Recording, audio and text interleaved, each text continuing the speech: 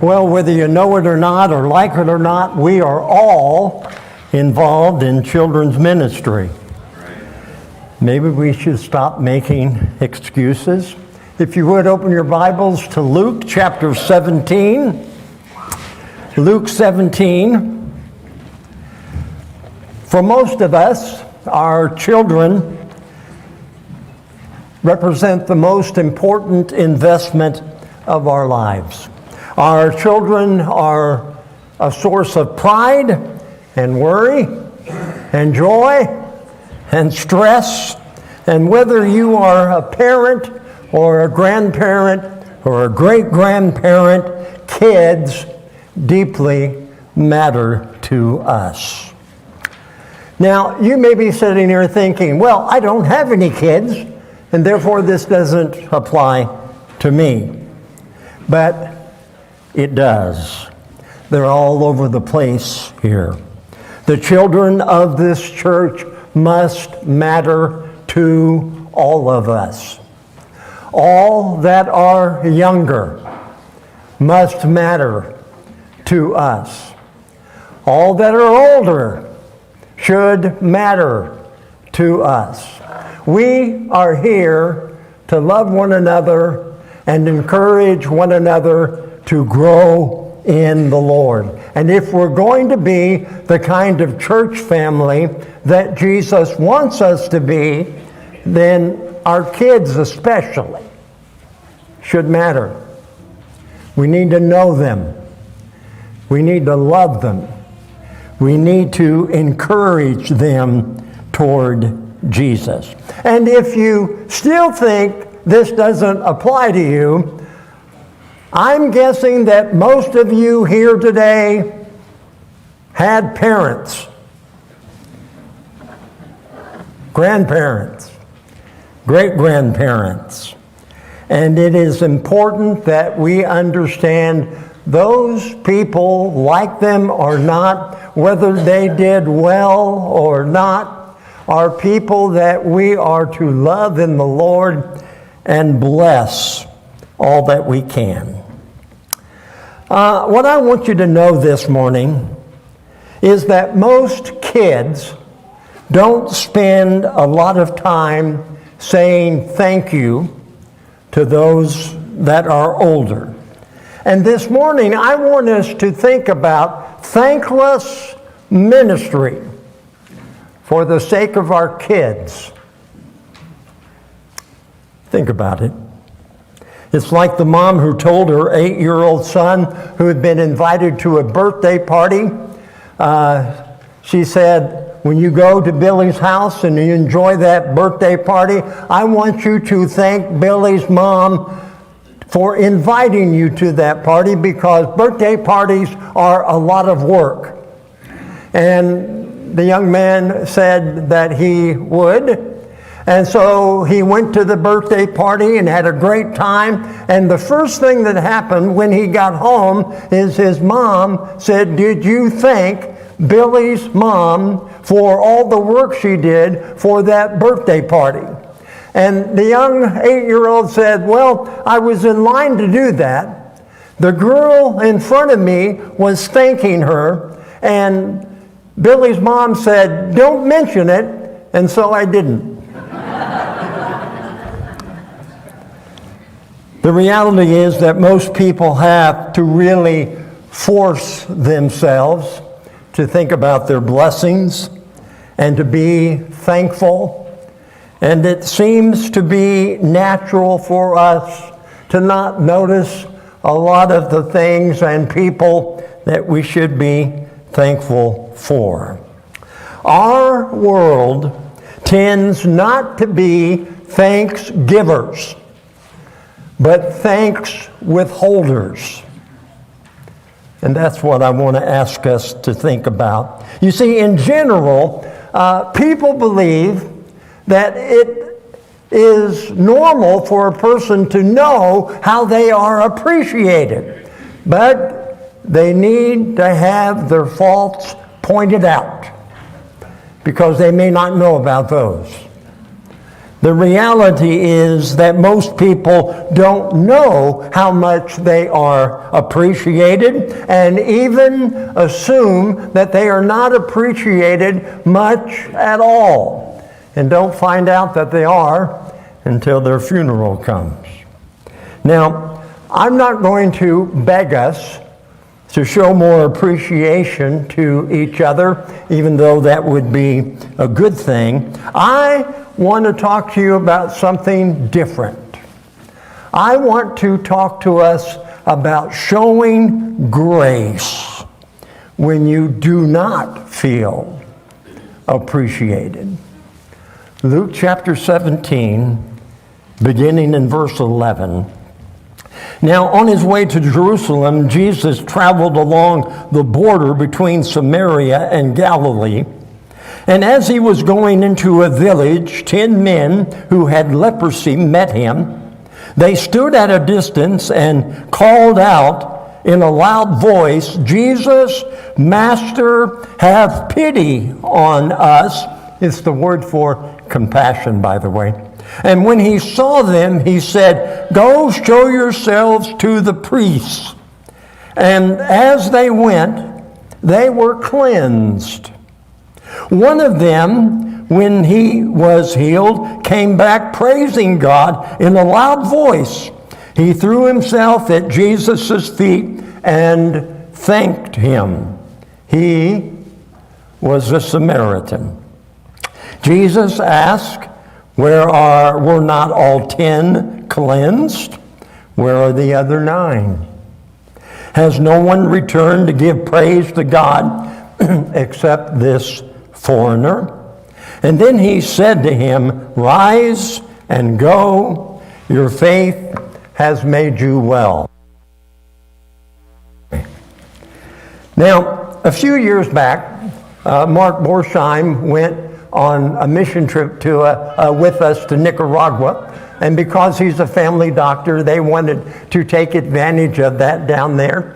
And so we had a couple of medical clinics, and people, they came running to see a doctor for no charge. And there was a bunch of people out in the waiting area, and the rest of the mission team was talking with them and trying to entertain them and pick up on some personal information. And then there was somebody else who took their vitals, and then they would see Mark, and he would listen to their heart and talk to them about what was going on.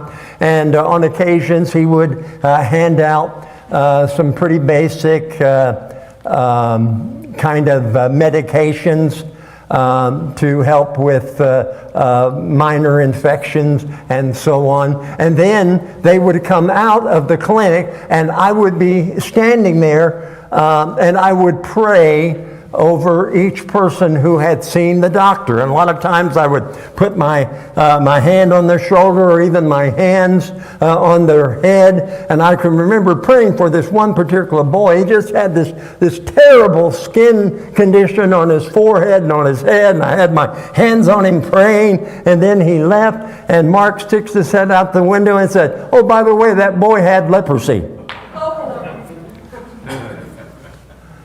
I would have liked to have known that before, but it turns out that I had a lot of misconceptions about leprosy. For some reason, I decided to do some research. It turns out that even though the common thinking is that leprosy is contagious, and there are some horrible forms of it, you'll see still in Africa and India today. Leprosy is very easily cured with the right antibiotics. Sometimes people let it go, they'll lose fingers, they'll lose toes. Leprosy is mentioned 68 times in the Bible. And yet, what was called leprosy in Bible times, it was basically a blanket kind of statement for anyone who had a terrible kind of skin disease. Hansen's disease, for example, looks like leprosy to many people, but it's not, and far less dangerous. But it was in a time with limited medical care, anybody whose skin just looked wrong, they were thought to be leopards. And more important than their physical condition is that in Bible times it was thought to be a curse for some sin you did. And it made you unclean. If some lepers were walking down a road and somebody else was coming, they had to take their tunic and put it over their head and yell, "Unclean, unclean," at the top of their voice. And then the people would go around them, or they would throw rocks at them, making them leave the path so they could continue down the road. Can you imagine living like that? And so when Jesus cleansed these lepers, he sent them to a priest, not a doctor, because it was more important for them to be declared clean and spiritually well than it was to be well of the disease itself. So 10 were healed, 1 said thanks, and he was a Samaritan. And no Jew wanted to be born a Samaritan. No Jew thought that they could learn any great spiritual lesson from a Samaritan, except Jesus did. And it's interesting to me that Dr. Luke is the only one who includes this story in the 4 Gospels, because it had a special significance to him. You see, I can hear the sermons down through the years where the preacher goes on and goes, where are the 9? Where were the 9? 10 were healed. Only 1 said thanks. Where were the 9? You ever heard that sermon? I have quite a bit. I want you to know 1 out of 10 is actually pretty normal for someone to say thank you. You see, here's what I ask of you in Luke chapter 17. When this sermon is preached, it is usually more about, let's be more like the Samaritan. I want you to be more like Jesus. I want you to consider how you respond when people don't provide the gratitude that you may think you are due. Be more like Jesus. And to do that, I want to mention just a couple of big issues. Number 1, I want you to notice it is possible to notice a lack of appreciation and remain godly. We can witness a harm, even a slight, and not pout about it.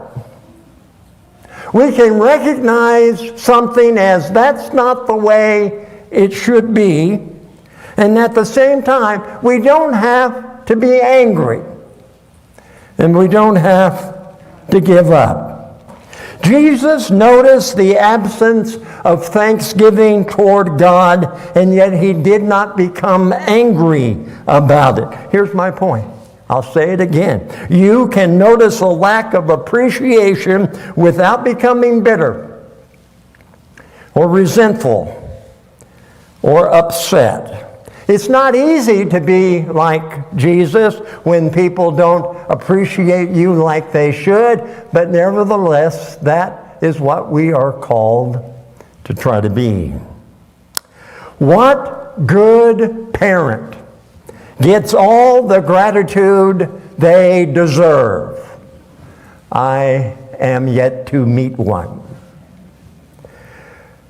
What person who sacrifices for a noble cause to bless others who are younger receives all of the gratitude that should come their way? It's hard to meet such a person?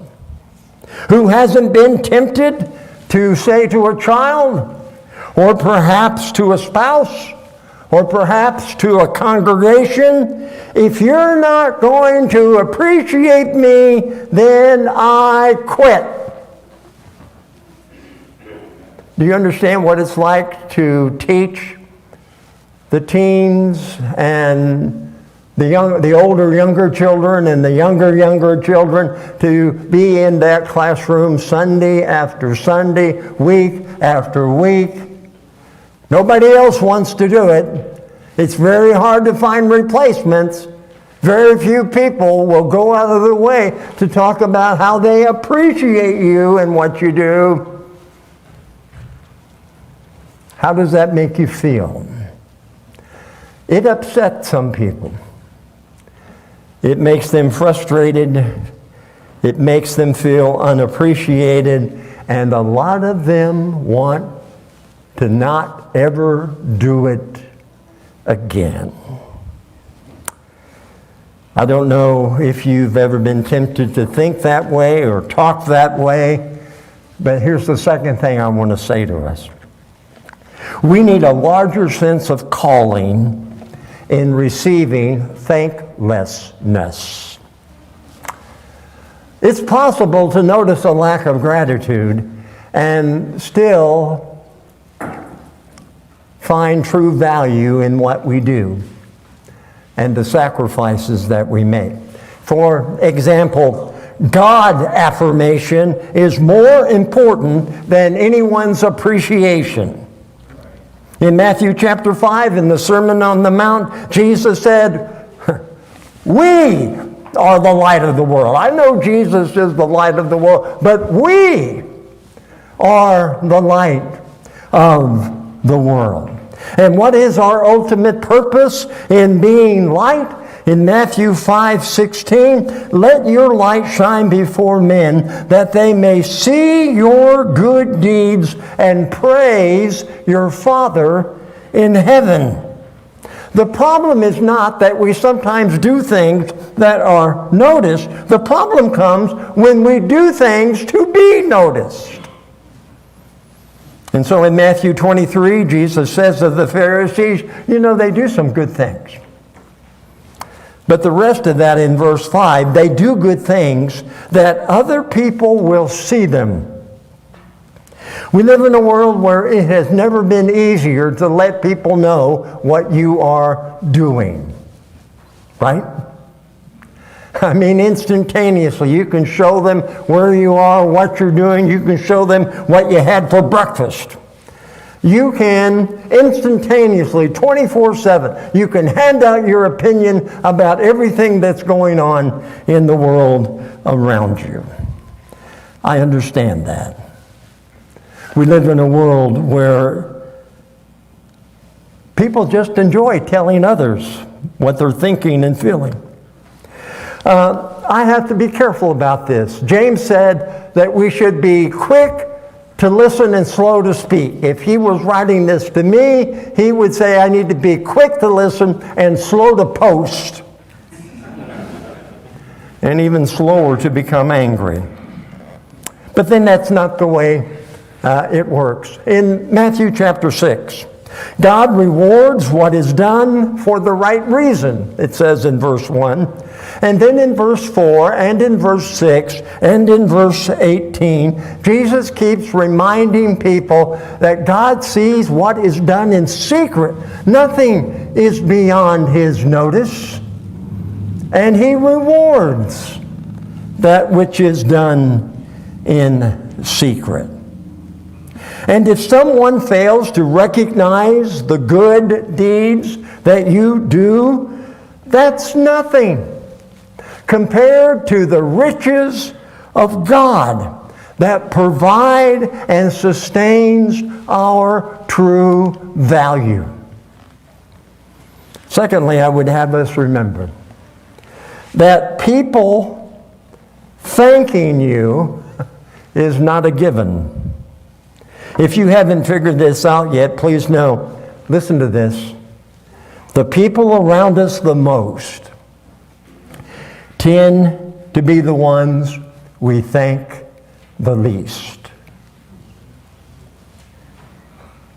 Mother's Day, Father's Day, I think Father's Day is next Sunday. And after a number of years, your kids now have their kids, and they might send you a card or a text or something for Mother's Day or Father's Day. It feels a little perfunctory at times.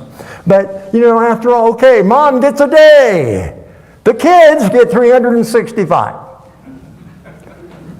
But that's the way I guess it's supposed to work. If you're looking for your value in the thanks that you receive from others around you, you're looking in the wrong place. My dad gave me the gift of his time.